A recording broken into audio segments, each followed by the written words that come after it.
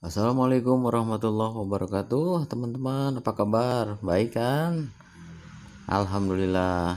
Pada kesempatan kali ini kita akan sama-sama belajar mengenai manajemen ekspedisi atau perjalanan. Hal ini memegang peranan penting di dalam keberhasilan sebuah ekspedisi atau sebuah perjalanan.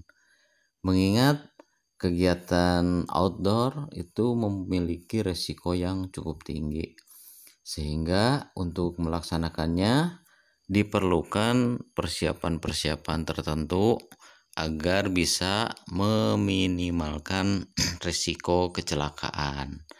Apa saja yang termasuk ke dalam manajemen ekspedisi ini? Kita lanjut nontonnya ya. Sebelumnya, bagi yang belum subscribe, di-subscribe ya teman-teman. Terima kasih.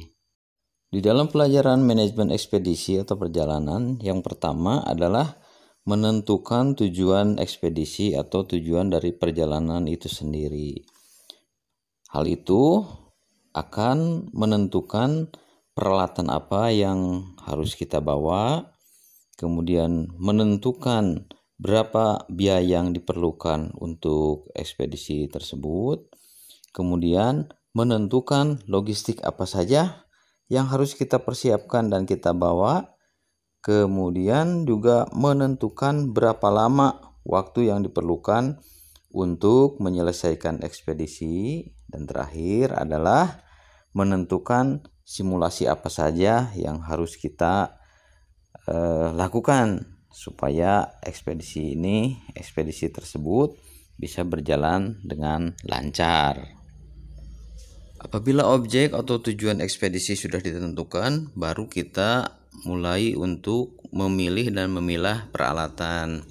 Di dalam menyediakan peralatan ini yang harus diperhatikan, yang pertama adalah peralatan disesuaikan dengan objek dari ekspedisi atau tujuan perjalanan. Kemudian yang kedua, bawa peralatan yang lengkap supaya dapat menghadapi keadaan yang terburuk sekalipun.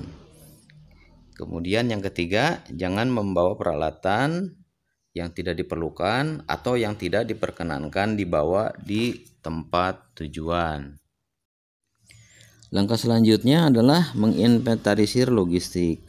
Di dalam menentukan logistik ini ada beberapa pertimbangan. Yang pertama adalah jenis logistik yang dibawa itu harus disesuaikan dengan yang biasa kita konsumsi sehari-hari. Contohnya kalau biasa makan nasi, ya bawalah beras gitu ya. Contoh. Kemudian yang kedua, logistik tambahan itu harus dibawa tetapi yang tidak berpotensi menimbulkan efek negatif selama ekspedisi.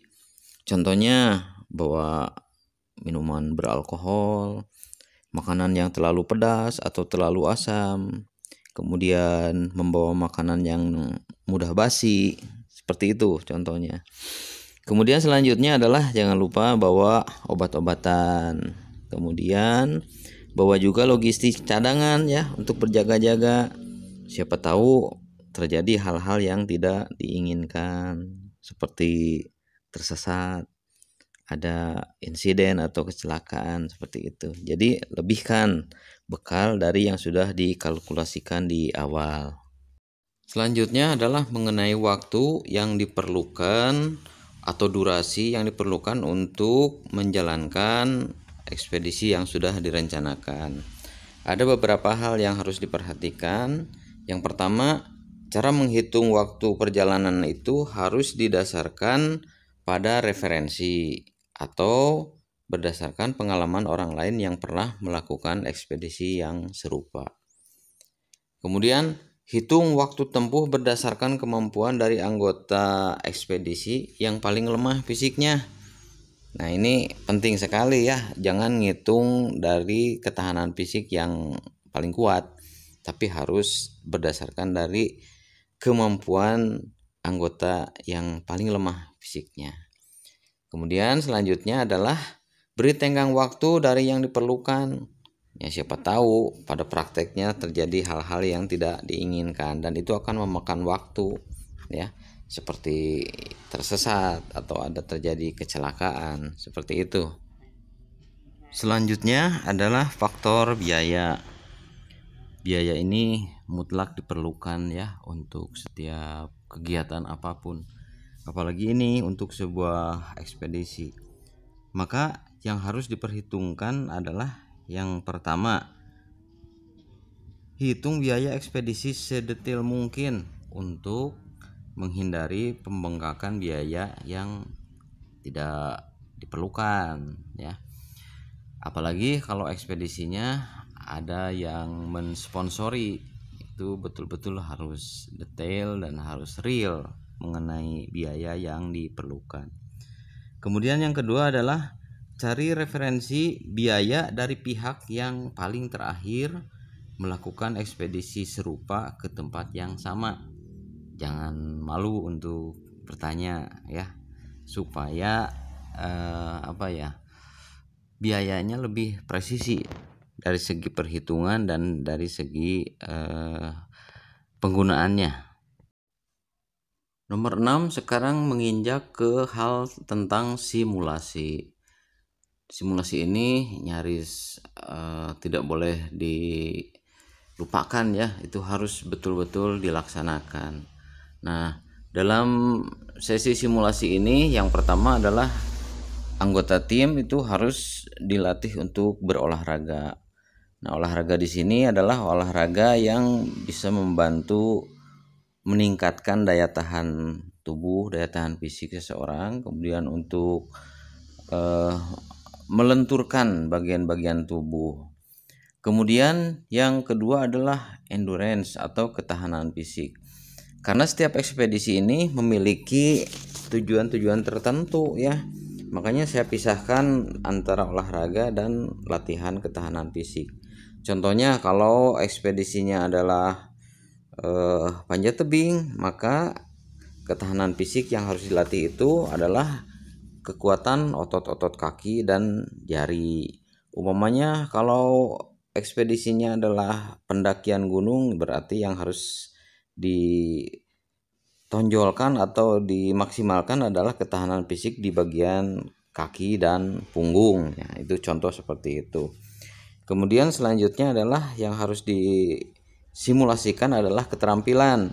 Nah, setiap ekspedisi dengan tujuan tertentu itu memang memerlukan keterampilan-keterampilan khusus ya.